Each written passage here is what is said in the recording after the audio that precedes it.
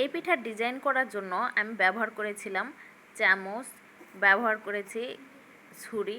তো ছুরির সাহায্যে আমি সবগুলো ডিজাইন করে নিয়েছি। এখানে আমি চামচ দিয়ে ভালো করে দাগ কেটে নিয়ে মাঝখানে একটা ভাঁজ করে দিলাম, যাতে করে চিংড়ি মাছের উপরে যে দাগ কাটা থাকে সেটা হয়ে যাবে। এখন আমি লেজের জন্য ডিজাইন করে নেব।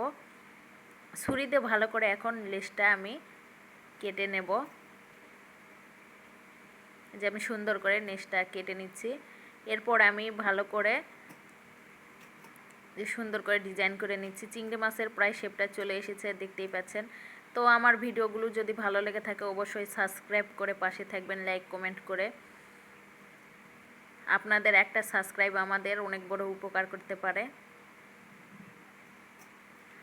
এখানে আমি চোখের জন্য কালো জিরা ব্যবহার করেছি।